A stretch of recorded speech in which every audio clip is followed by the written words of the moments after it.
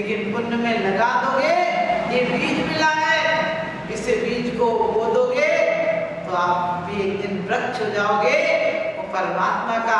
तो आपको कहा था कि जिस बड़ी बड़ी महाशक्तियां जो पाप में थी तो डरावनी थी, पाप में थी तो नाम लेते आदमी कांप जाता था, लेकिन जब उसी शक्ति को उन्होंने पुण्य में लगा दिया तो पतित से पावन हो गए। आपने अंगुलीमाल का नाम सुना होगा। अंगुलीमाल इतना खूंखार था कि कोई निकल जाए तो बचता नहीं था। उसने अंगुलियों की माला पहन रखी थी, एक व्यक्ति को मारता था तो एक अंगुली काट कर उसकी माला बना लेता था, और माला में कई उंगलियां जुड़ गई थी, सिर्फ एक उंगली बाकी रह गई थी। और उंगली क्या, उसका तो शौक था कि वो मारता था तो सिर्फ एक उंगली काट कर अपनी माला में जोड़ लेता था। और बुद्ध उधर आए और किसी ने कहा बुद्ध से कि उधर मत जाना, इस जंगल में अंगुलीमाल रहता है।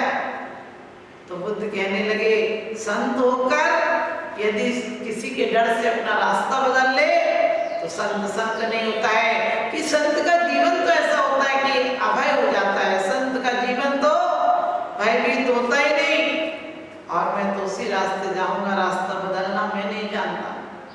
और कहते हैं वो उसी रास्ते निकले, दूर से अंगुलीमाल ने देख लिया और अंगुलीमाल ने कहा कि तुम मत आओ, मैं तुम्हें मारना नहीं चाहता हूँ, मेरा मन नहीं है कि तुम जैसे पुरुष को मारो, तुम रास्ता बदल दो, यहाँ मत आओ, वरना मुझे भावावेश में तुम्हें मार दूंगा, मेरे क्रोध को और प्रज्वलित मत करो।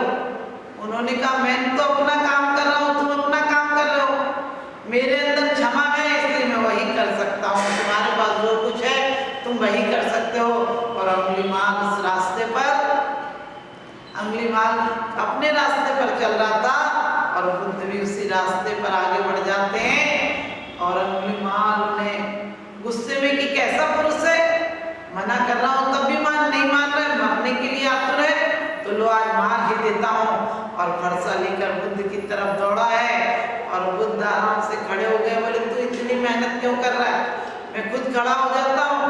और जैसे उसने फरसा उठाया और कहते हैं बुद्ध ने कहा मुझे मार देना, मरना तो कोई फर्क नहीं पड़ता है, कल मरूं या आज मरूं, क्योंकि संत और सम्यक दृष्टि तो ये भावना सोचता है लाखों वर्षों तक जीऊं या मृत्यु आज ही आ जाए, कोई फर्क नहीं पड़ता है, तू मुझे मार दे लेकिन एक काम पहले कर दे। उसने कहा क्या काम कर दूं? उसने कहा कि 4 पत्ते सामने वाले वृक्ष से तोड़ के ला दे। ये आम के पेड़ से 4 पत्ते तोड़ लिया और उसके पास तो फरसा था, उसने पूरी ढाल की ढाल काट दी। बोले लोग 4 पत्तों की बात करते हो, मैं 400 पत्ते ले आया, देख लो अब तो मरने को तैयार हो जाओ। उसने कहा मार देना, इतनी जल्दी भी क्या है, सिर्फ एक काम और कर दो कि पत्ते तो तोड़ लाए हो, इन पत्तों को वापस जोड़ कर आ जाओ, उसी पेड़ में लगा कर आ जाओ। अब वो तो परेशान हो गया, तोड़ना तो आसान था लेकिन जोड़ा कैसे जा सकता है। मैं निराश होकर बोला ये काम नहीं हो सकता मुझसे, जोड़ा नहीं जाएगा।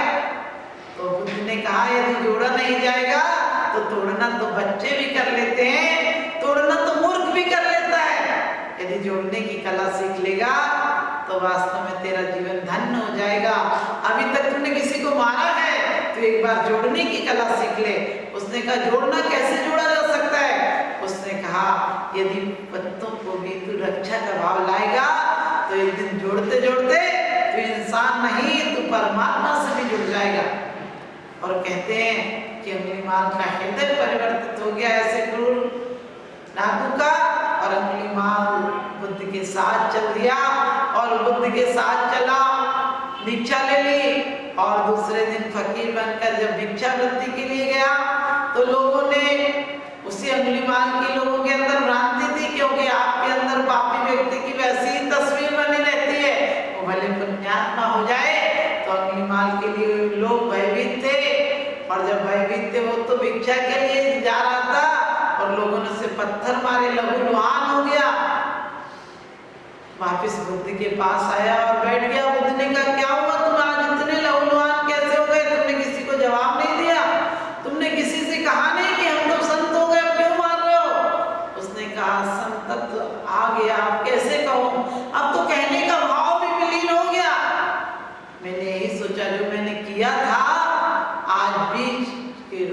डाला था वो वृक्ष के रूप में आया है। मैंने लोगों को मारा है, लोगों ने अपना कर्म किया है और मैंने अपना कर्म किया है। उनका काम क्रोध अहंकार था, वो आज प्रतिशोध ले सकते थे इसलिए उन्होंने लिया, और मैं आज शांत भाव रख सकता था इसलिए मैंने शांति का परिचय दिया। मैंने कुछ करना नहीं था, मुझे बोलना नहीं था क्योंकि वो शरीर को मार सकते हैं। और अचानक बुद्ध के पास लहूलुहान बैठा हुआ था, वो इतने में वहां का राजा प्रसेनजित आया जो कि पहले अंगुलीमाल के नाम से कांपता था। और प्रसेनजित आकर बुद्ध के पास पूछने लगा कि मैंने सुना है कि आपके यहाँ अंगुलीमाल ने दीक्षा ले ली। बुद्ध ने कहा हाँ, अंगुलीमाल ने दीक्षा ले ली। तो वो कहने लगे वो कहाँ है? वो कहने लगे यही बैठे हुए हैं जो यही अंगुलीमाल है। बुद्ध ने कहा, प्रसेनजित तो अचंभित हो गया, कहने लगा ये अंगुलीमाल जिसके नाम से दुनिया कांपती थी आज स्वयं लहूलुहान हुआ बैठा। तो कहते हैं अंगुलीमाल के चरणों में झुका प्रसेनजित और कहने लगा आप इतना ऐसा कैसे हो गया आपके साथ? आपके नाम से लोग कांपते थे, आपके नाम से जीवन की आशा छोड़ देते थे। प्रसेनजित से अंगुलीमाल ने कहा कि जो ऊर्जा मेरी अधोगति में जाती थी, जो ऊर्जा किसी के मारने में काम आती थी, आज वही ऊर्जा को मैंने पाप को मारने में लगा दिया है, विकारी भावों के दमन में लगा दिया है। क्योंकि ऊर्जा इंसान की ऊर्जा होती है, चाहे तो वह पुण्य में लगा दे, चाहे वह सृजन में लगा दे। एक वो जमाना था कि हमें सृजन का स्वाभिमान था, हमें धर्म का स्वाभिमान था। जैन जहां जाता था उसके 3 चिन्ह थे। दिन में भोजन करता था, छान कर पानी पीता था और देव दर्शन करता था। और इसके कारण इसका अपना स्वाभिमान था, अपना एक गरिमा थी। लेकिन आज हमने अपनी गरिमा खो दी। कौन थे क्या हो गए आदर्श हमने खो दिए, कौन थे क्या हो गए आदर्श हमने खो दिए। और प्यार के गुलशन में प्यारे बीज उसके बो दिए। थी हमारी मान्यता, थी हमारी मान्यता, टिकट ट्रेनों में चेक होते न थे और जैन दे दे जहां पर गवाई, फिर न थी कोई सुनाई। अब हमारी मान्यता को मानता ही कौन है? और आपसे ही पूछती हूँ कि आप सचमुच जैन हैं? आपसे ही पूछती हूँ कि आप सचमुच जैन हैं? हमारे जैनों की वो पहचान थी, आज हम अपने जैनों की क्रियाकांडों के नाम पर हमने थोड़ा सा उफान सा आया, दूध का उफान। हम क्रियाएं कर्म कर लेते हैं, विधान अनुष्ठान जाप कर लेते हैं, उसके बाद पुनः रथ यात्रा के बाद दूसरे दिन वैसे ही सो जाते हैं। हम अपने जीवन में ऐसा सदाचरण लाएं, ऐसी प्रवृत्ति लाएं कि लोग हमें देखकर ये पहचान जाए कि दुनिया के सबसे अच्छा आदर्श समाज यदि है, संस्कारी समाज है, यदि सभ्य समाज है, संस्कृति किसी समाज के पास है तो वो जैन समाज के पास है।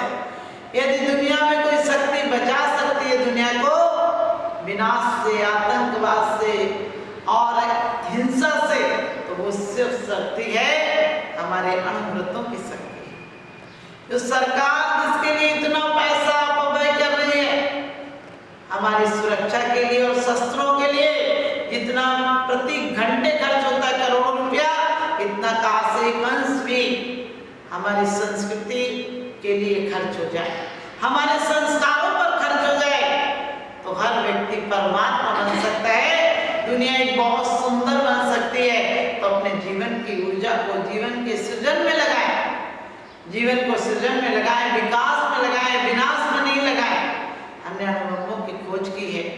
आइंस्टीन से किसी ने पूछा था कि तीसरा विश्व युद्ध कैसे होगा, उसने कहा तीसरे के बारे में तो नहीं कह सकता हूं, लेकिन चौथा होगा वो पत्थरों से होगा।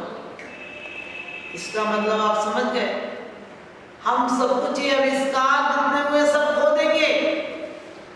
एक समय था जब युद्ध होता था तो शाम को विराम हो जाता था और शिविरों में जाकर लोग एक दूसरे से प्रेम से मिलते थे। लेकिन आज पता नहीं हिंदू के बम से हिंदू मर जाएगा और मुसलमान के बम से मुसलमान मर जाएगा। ऐसे ऐसे परमाणु बम दुनिया ने इकट्ठे किए हैं, इनसे दुनिया कब विनाश के गर्त में गिर जाएगी पता नहीं। हमारे यहाँ तो अणुव्रत ऐसे हैं कि इंसान का विकास करते करते, क्योंकि एक दिन घुटनों के बल चलते चलते पैरों से चल जाते हैं और ये छोटे छोटे अणुव्रत एक दिन महाव्रती बन जाते हैं। अणुव्रती भी एक दिन महाव्रती बन जाते हैं और सतपथ पर चलते चलते हम सम्यक दृष्टि बन जाते हैं। सतपथ पर चलते चलते हम सम्यक दृष्टि बन जाते हैं। तो हमने कहा था पहले हमारी ऊर्जा एक पढ़ाई को भी अभिमान होता था कि पलंग मैंने बनाया है, खाट मैंने बनाई है, लेकिन आज ऐसा कोई स्वाभिमान नहीं रहा आदमी के अंदर। और लोग कहते हैं समय बदल गया, समय नहीं बदला।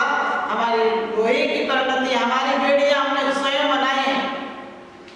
कहते हैं एक सम्राट के दरबार में एक बहुत अच्छा लोहार था, उसकी लोहे की हथकड़ियां प्रसिद्ध थी, लेकिन वो कैसी भी हथकड़ियां होता था उसे खोद लेता था, क्योंकि उसे इस कला मालूम थी कि हथकड़ियां जहाँ से बनाई जाती है वहाँ एक जगह जोड़ भी होता है, जिसे खोला जा सकता है। अचानक वहाँ का राजा एक बार क्रोधित हुआ उस पर और सारे कलाकारों को, जितने लोहार थे उन सबको उसने एक खाई में पटक दिया और हथकड़ियों से बांध दिया। वो तो खुशी था, खाई में गिरकर भी बोला मुझे पता है मैं खोल लूंगा, लेकिन जैसे ही नजर गई इस पर उसने देखा कि हथकड़ियां तो हैं, लेकिन अफसोस है उसकी स्वयं की हथकड़ी है और उसकी हथकड़ी को कोई खोल नहीं पाता था, कोई तोड़ नहीं पाता था, क्योंकि जहाँ जोड़ होता था वहां वह अपनी मोहर लगा देता था और उसकी मोहर को जल्दी से खोला नहीं जा सकता था। और खोला नहीं जा सकता था। अचानक वह रोने लगा और कैदियों ने पूछा और अपराधियों ने पूछा क्या हुआ, आप तो अभी हंस रहे थे, आप रोने क्यों लगे? बोले सबकी हथकड़ियां तो खोलना मैं जानता था, लेकिन मुझे पता नहीं था मेरी हथकड़ियां इसलिए प्रसिद्ध थी कि मैं उनमें जहाँ जोड़ होता था वहाँ अपनी मोहर लगा देता था और मोहर को कोई नहीं खोल सकता था। मुझे ये पता नहीं था कि एक दिन मेरी हथकड़ियां मेरे बाधक बन जाएंगी, मेरी प्राण घातक बन जाएंगी। इसी प्रकार से ध्यान रखना, पुण्य और पाप की हथकड़ियां भी हमने लगाई है, लेकिन पुण्य और पाप से ऊपर जाना है हमको, शुद्ध और शुद्ध से, अशुद्ध से और शुद्ध से भी ऊपर स्वभाव में हमें स्वभाव में जाना है। हमें पुण्य और पाप से अपने आप में आना है। हमें इन क्रियाओं से ऊपर उठकर अपनी आत्मा की विशुद्ध परिणति को पहचानना है और विशुद्ध परिणति जिस दिन पहचान में आ जाएगी उस दिन हमें विशुद्ध होने से परमात्मा भी रोक सकेगा। हमें हर शक्ति हमारी हर क्रिया में पुण्य के साथ साथ पवित्र आत्मा बनाए। इन्हीं स्वभाव भावनाओं से आप पुण्य और पाप के उदय में, कभी आपके घर में गरीबी हो, दुख हो, दारिद्र हो तो घबराना मत। ये सोचना कि ऐसी परिस्थितियों में भी हम विचलित नहीं होंगे, ऐसी परिस्थितियों में आप संबल नहीं खोएंगे। लोग कभी कभी मर जाते हैं, लोग कहते हैं मर जाएंगे।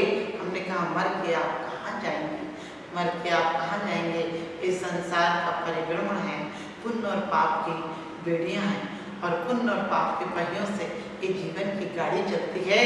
लेकिन जो पुण्य और पाप से हटकर परम पवित्र आत्मा बन जाता है उसे किसी गाड़ी में नहीं बैठना पड़ता है।